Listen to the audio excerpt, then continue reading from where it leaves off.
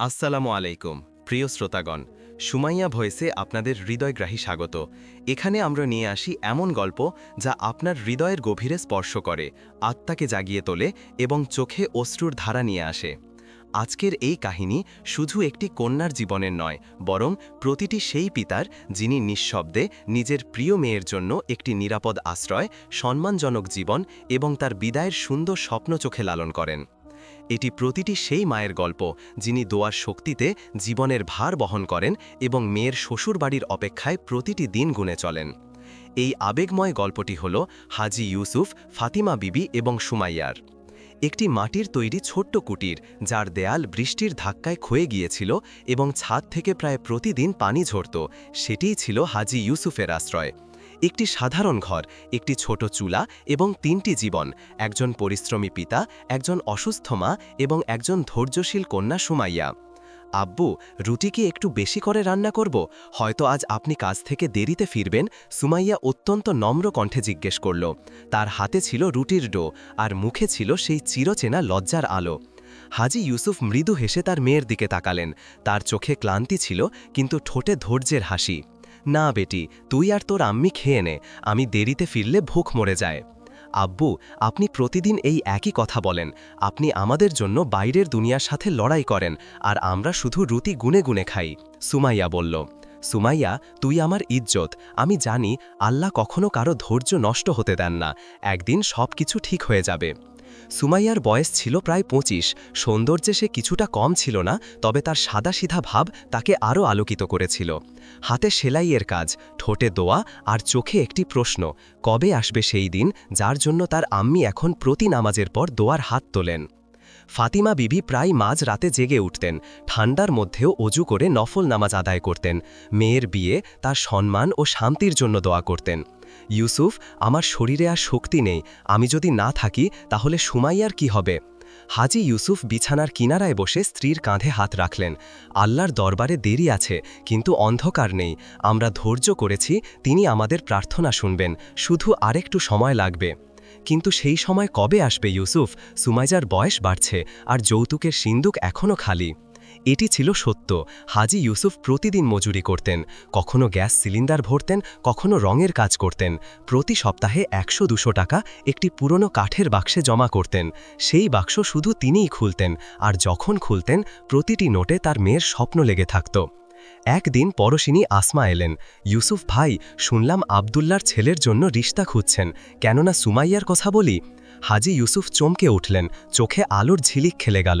সত্যি, তারা তো খুব ভালো মানুষ। যদি তারা রাজি হয় তাহলে যৌতুকের ব্যবস্থা করে ফেলব, তাদের খুব সামান্য জিনিস লাগবে। তারা সাধারণ নিকাহে রাজি। ফাতিমা বিবি কাপা কণ্ঠে বললেন, আল্লাহ তোমার শুকরিয়া, সুমাইয়ার কপাল খুলে গেছে। সুমাইয়া নীরবে শুনছিল, কিন্তু তার হৃদয়ে দোয়ার বৃষ্টি সরছিল। সে নিঃশব্দে জায়নামাজ বিছিয়ে সেজদায় পড়ে গেল। পরদিন হাজি ইউসুফ কাজে যাননি।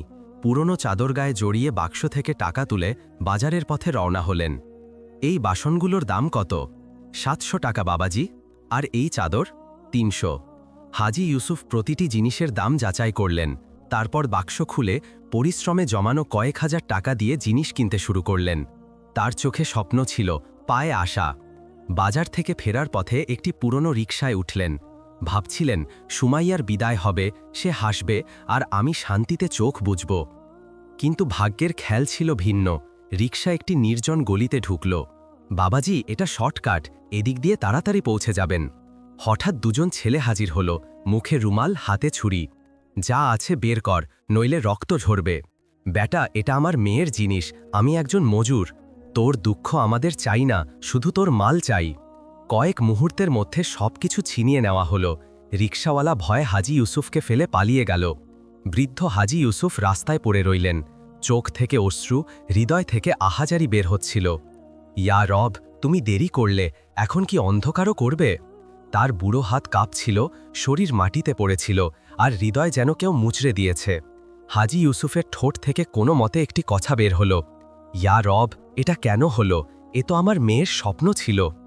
কয়েকজন পথচারী কাছে এলো, কেউ পানি খাওয়ালো, কেউ তাকে তুলল, কিন্তু হাজি সাহেবের চোখ কোথাও দূরে আকাশের দিকে হারিয়েছিল। সুমাইয়া দরজার প্রতিটি শব্দে চমকে উঠত। আম্মি, আব্বু এখনো ফিরেননি, রাতও হয়ে গেল, তিনি কোথায় গিয়েছিলেন বলেননি। ফাতিমা বিবি উদ্বেগ লুকিয়ে বললেন, বেটি, হয়তো জিনিস কিনে মসজিদে থেকে গেছেন, তিনি তো ক্লান্ত হয়ে যান তাই না? কিন্তু আম্মি, তার পকেটে সব টাকা ছিল, আমি ভয় পাচ্ছি। এই কথা শেষ হতেই দরজায় টোকা পড়ল। হাজি ইউসুফ ভেতরে ঢুকলেন, তার মুখ যেন বছরের পর বছর ক্লান্ত। সালোয়ার কামিজে ধুলো, চোখ লাল আর অশ্রুতে ভেজা। আব্বু, আপনি ঠিক আছেন তো? কোথায় ছিলেন? সুমাইয়া তাড়াতাড়ি তার হাত ধরল। হাজি সাহেব এক মুহূর্ত মেয়ের চোখে তাকালেন, তারপর চোখ নামিয়ে নিলেন। সুমাইয়া, আমার কাছে তোর জন্য আর কিছুই রইল না। এই বলে তিনি চুপচাপ খাটে বসে পড়লেন। ঘরে নিস্তব্ধতা ছড়িয়ে পড়ল, শুধু দেয়ালে ঝোলানো পুরনো ঘড়ির টিকটিক শব্দ শোনা যাচ্ছিল। ফাতিমা বিবি চোখে অশ্রু নিয়ে নীরব ছিলেন। ইউসুফ, তোমার কি হয়েছে বলো তো? তার কণ্ঠ কাঁপছিল। হাজি সাহেব বললেন, যেন ভেতর থেকে কণ্ঠ টেনে আনছেন, আমাদের সব লুট হয়ে গেছে, যৌতুকের জিনিস, টাকা, আশা সব ছিনিয়ে নিয়েছে। ঘরে যেন কিয়ামত নেমে এলো। সুমাইয়ার হাত কাঁপতে লাগল। সে নীরবে খাটে বসে পড়ল। তার চোখ থেকে কোনো অশ্রু ঝরল না, কোনো আহাজারি বের হলো না, শুধু নিস্তব্ধতা। ইউসুফ, এখন আমরা কি করব? আল্লাহর হাতে ছেড়ে দাও ফাতিমা, ধৈর্য করো, দেরি আছে, অন্ধকার নেই, হয়তো আরও পরীক্ষা বাকি। ঘরের আসন শেষ হয়ে গিয়েছিল। সুমাইয়া পানি দিয়ে পেট ভরে কোনো মতে দিন কাটালো। পড়শির কাছে ময়দা বা ডাল মাংতে তার মন সায় দেয়নি। দারিদ্র্য এখন তার জিভ বন্ধ করে দিয়েছিল। ফাতিমা বিবির জ্বর হলো। সুমাইয়া তার দুপাট্টা ভিজিয়ে মায়ের কপালে রাখল এবং ধীরে ধীরে পড়তে লাগল, ইয়া শাফি, ইয়া শাফি। হাজি ইউসুফ দেয়ালে হেলান দিয়ে চোখ বন্ধ করে বসেছিলেন। তার সামনে সেই খালি বাক্স পড়েছিল। এখন শুধু কাঠের বাক্স, ভেতরে কোনো নোট নেই, শুধু একটি কাগজ, সুমাইয়ার সুখ। হাজি সাহেব কাপা হাতে সেই কাগজ আবার বাক্সে রাখলেন। সেই রাতে দরজায় আবার টোকা পড়ল। সুমাইয়া চমকে দরজা খুলল। সামনে মহল্লার বড় খালা আয়শা দাঁড়িয়েছিলেন।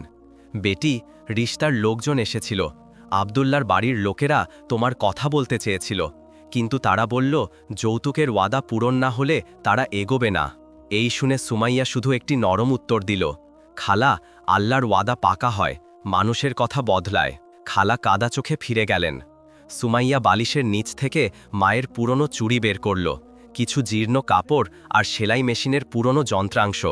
সে নীরবে জিনিস গুছিয়ে নিচ্ছিল। বেটি, কি করছিস? ফাতিমা দুর্বল কণ্ঠে জিজ্ঞেস করলেন। আম্মি, সেলাই মেশিন জোড়া দিয়ে কিছু অর্ডার পূরণ করব, হয়তো কিছু টাকা পাবো, আপনার জন্য ওষুধও আনতে হবে। কিন্তু বেটি, তুই কতদিন আমাদের জন্য ত্যাগ করবি? আম্মি, মেয়েরা তো মা বাবার জন্যই বাঁচে, আর ত্যাগ কখনো বৃথা যায় না। কয়েকদিন এভাবেই কেটে গেল। দারিদ্র্য তখনও দরজায় বসেছিল, কিন্তু সুমাইয়ার ঈমান টলেনি। প্রতি রাতে তাহাজ্জুদে তার কান্না আল্লাহর কাছে প্রশ্ন হয়ে উঠত, ইয়া রব, আমার মা বাবা ক্লান্ত হয়ে গেছেন, আমার জীবন তাদের ভরসায় বাঁধা, এখন তুমিই করুণা করো।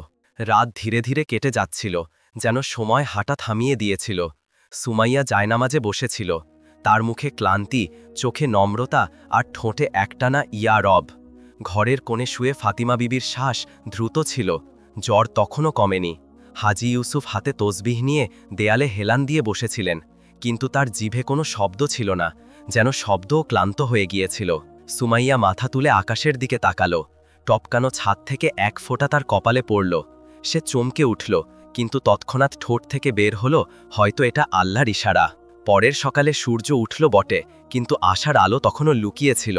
সুমাইয়া প্রথমে আম্মির কপাল পরীক্ষা করল। জ্বর কিছুটা কমেছিল। আব্বু, আজ আমি বাজারে যেতে চাই, কিছু লোকের কাপড় সেলেছিলাম, হয়তো কিছু টাকা পাবো, আম্মির জন্য ওষুধ আনতে হবে। হাজি ইউসুফ মাথা নাড়লেন, কিন্তু চোখ নিচু রইল। সুমাইয়া পরিষ্কার দুপাট্টা জড়িয়ে পুরনো জুতো পরে ধীরে ধীরে দরজা দিয়ে বেরিয়ে গেল। বাজারে পৌঁছে সে সেই দোকান দেখল যেখান থেকে কাপড় নিয়েছিল। দোকানদার টাকা দিয়ে ধীরে বলল, বিবি, তুমি খুব সততার সাথে কাজ করো। গতকাল একজন মহিলা এসেছিলেন, তিনি তার ছেলের জন্য সভ্য মেয়ে খুঁজছিলেন। আমি তোমার কথা বলেছি, যদি তুমি চাও তাহলে কাল সন্ধ্যায় তারা তোমার সাথে দেখা করতে আসবেন। সুমাইয়ার হৃদয় এক মুহূর্তের জন্য ধুকপুক করল। এটা কি ভাগ্যের নতুন মোড়, নাকি আরেকটি পরীক্ষা? সে শুধু বলল, আমি আব্বুর সাথে কথা বলে জানাবো। ঘরে ফিরে দেখল আম্মির অবস্থা কিছুটা ভালো।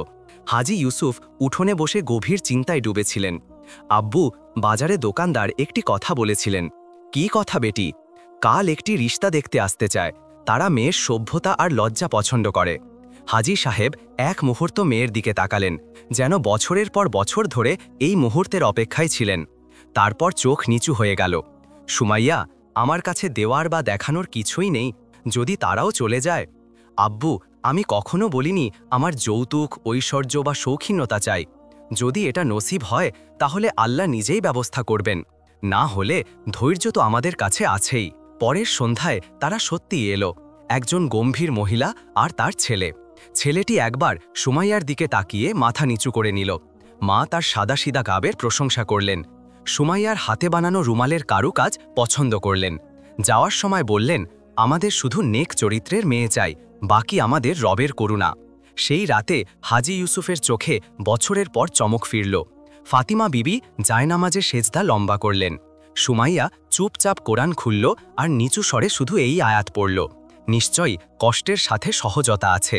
2 দিন কেটে গেল, তারপর তৃতীয় দিন, কিন্তু কোনো খবর এলো না। আশা আবার কুয়াশায় লুকিয়ে যেতে লাগল। সুমাইয়া আবার সেলাইয়ে মন দিল। হাজী ইউসুফ পুরনো জুতো পরে মজুরির আশায় বাড়ি থেকে বের হওয়ার প্রস্তুতি নিলেন। পথে একটি চৌরাস্তায় বাহির দেখলেন। কাছে গিয়ে দেখলেন একজন বুড়ো মানুষ মাটিতে বসে কাঁপছেন।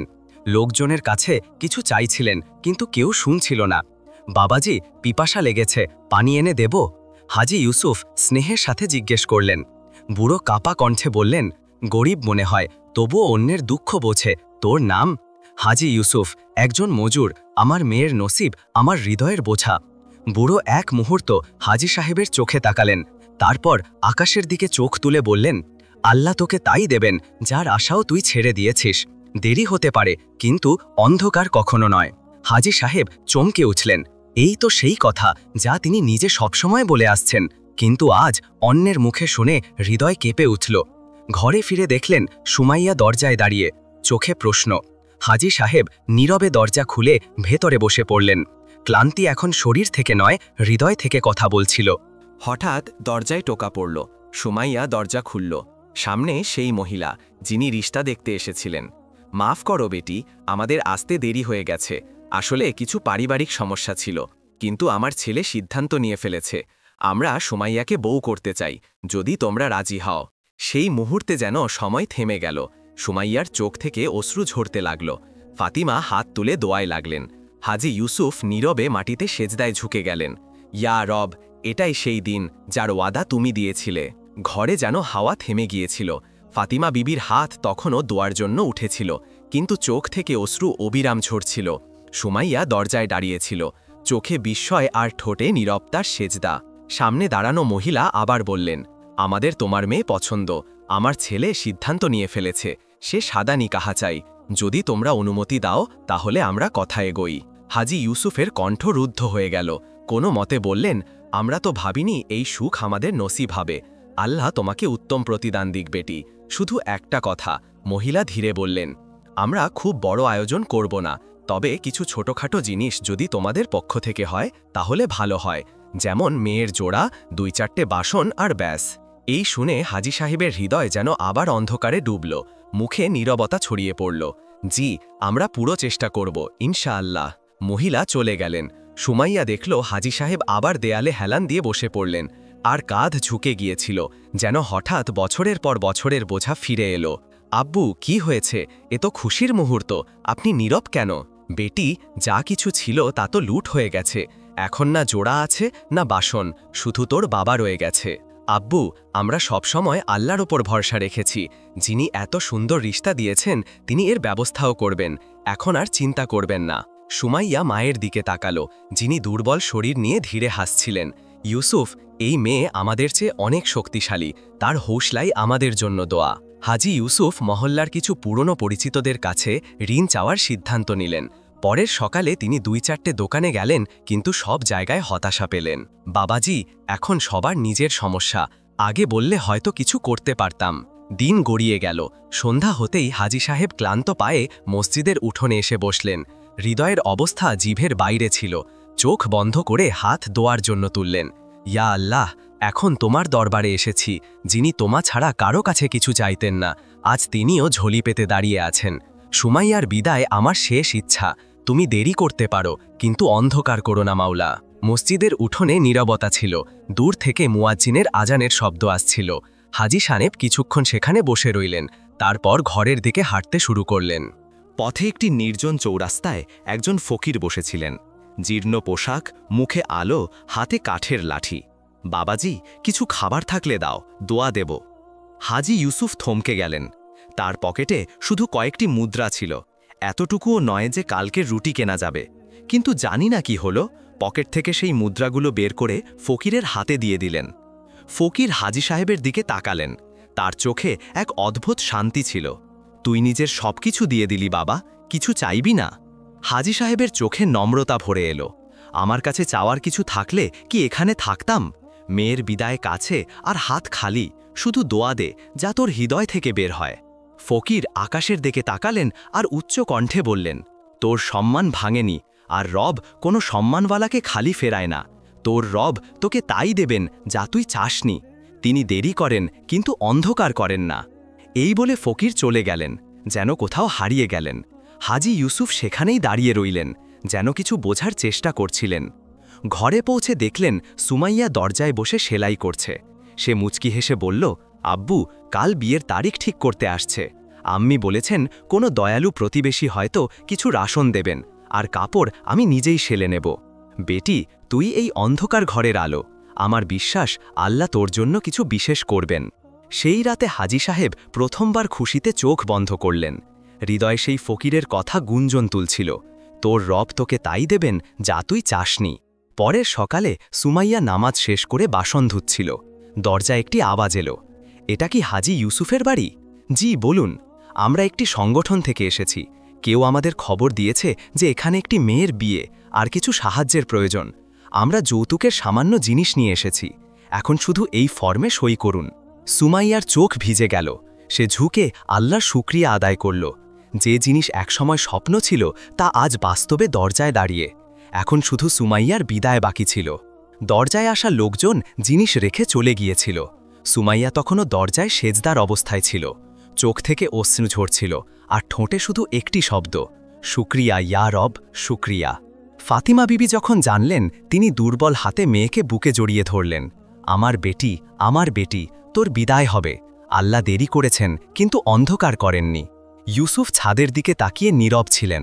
তার চোখ ভিজে ছিল কিন্তু মুখে এমন আলো ছিল যেন বছরের পর হৃদয়ের বোঝা নেমে গেছে।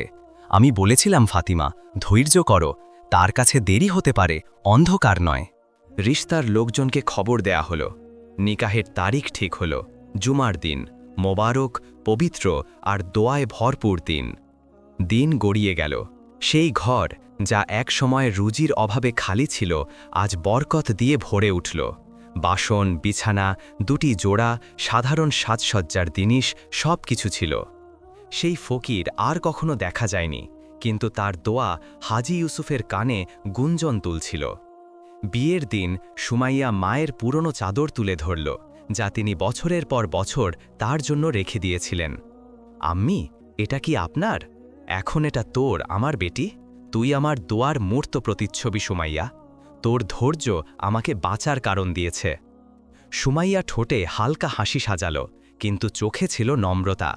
সে হৃদয়ে বারবার বলছিল, ইয়া রব, তুমি সব কিছু সাজিয়ে দিয়েছ, আমি তো শুধু তোমার রেজা চেয়েছিলাম। নিকাহের আয়োজন সাদাসিধোভাবে মসজিদে হল। খতিব যেন প্রতিটি কথা শুধু সুমাইয়া আর তার বাবা মায়ের জন্যই বললেন। যারা ধৈর্য করেছে তাদের জন্য সুসংবাদ, আল্লাহ তাদের ওপর সন্তুষ্ট হয়েছেন আর তারা আল্লাহর ওপর। এই নিকাহ দুটি ধৈর্যশীল পরিবারের মিলন, দুনিয়া ও আখিরাতের সাফল্যের দরজা। যখন সুমাইয়াকে বিদায় করা হচ্ছিল, হাজী ইউসুফ তার হাত ধরে ধীরে বললেন, বেটি, তুই এখন অন্যের আমানত, কিন্তু মনে রাখিস, যিনি আমাদের অন্ধকার থেকে বের করেছেন তিনিই তোর আসল সহায়। তার ওপর ভরসা রাখিস, তিনি তোর জন্য দেরি করবেন না। সুমাইয়া ভেজা চোখে মাথা নাড়ল আর নীরবে পা বাড়াল। ঘরে ফিরে ফাতিমা বিবি নীরবে বসে রইলেন। তার চোখ থেকে একটার পর একটা অশ্রু ঝরছিল। হাজী ইউসুফ তার পাশে বসে বললেন, দেখলি ফাতিমা, আমরা কিছুই করিনি, সব আল্লাহ করেছেন। হ্যাঁ ইউসুফ, আল্লাহর কাছে দেরি আছে কিন্তু অন্ধকার নেই। আমরা শুধু ধৈর্য করেছি আর তিনি এমন দান করেছেন যে শব্দও কম পড়ে গেছে। এই সময় আকাশে হালকা বৃষ্টি শুরু হলো, যেন রহমত ঝরছে। হাজী ইউসুফ ছাদের দিকে তাকিয়ে শুধু এই দোয়া করলেন, ইয়া রব, আমাদের মতো গুনাহগারদেরও যদি তুমি শোনো, তাহলে দুনিয়ায় তোমার ইনসাফ নিয়ে সন্দেহের কোনো জায়গা নেই। এই ঘরে এখন শান্তি ছিল, দোয়ার কবুলের যকিন ছিল, আর আল্লাহর সাথে জুড়ে থাকার জজ্জা ছিল। গরিবই ছিল, কিন্তু অভিযোগ ছিল না, কারণ সুমাইয়ার বাবা মা জেনে গিয়েছিলেন জীবনে আসল শক্তি হল ধৈর্য, দোয়া আর যকিন। আজও যদি কেউ হাজী ইউসুফকে জিজ্ঞেস করে, বাবাজি এত বছর কিভাবে কাটিয়েছেন, তিনি শুধু মুচকি হেসে বলেন, আল্লাহর কাছে দেরি হতে পারে, কিন্তু অন্ধকার কখনোই নয়। এই গল্প আমাদের শেখায় যে পরীক্ষা জীবনের অংশ, কিন্তু ধৈর্য, অটলতা আর আল্লাহর ওপর পূর্ণ ভরসা মানুষকে অন্ধকার থেকে আলোয় নিয়ে আসে। দুনিয়ার মানুষ প্রত্যাখ্যান করতে পারে, সময় সঙ্গে ছেড়ে দিতে পারে, কিন্তু আল্লাহ কখনো তার বান্দার হাত ছাড়েন না। প্রিয় শ্রোতাগণ, যদি এই গল্প আপনার হৃদয় ছুঁয়ে থাকে, আপনার চোখ ভিজিয়ে থাকে, আপনার যকিনকে আরও মজবুত করে থাকে, তাহলে সুমাইয়া ভয়েসে সাবস্ক্রাইব করতে ভুলবেন না। আপনার সমর্থন আমাদের আরও এমন বাস্তবতার সাথে জড়িত শিক্ষামূলক এবং ঈমান জাগানো গল্প শোনানোর সাহস দেয়। আল্লাহ আপনার হামি ও নাসির হন, আর আপনার হৃদয়েও সেই আলো ভরে দিন যা হাজী ইউসুফ আর সুমাইয়ার হৃদয়ে এসেছিল। আমিন।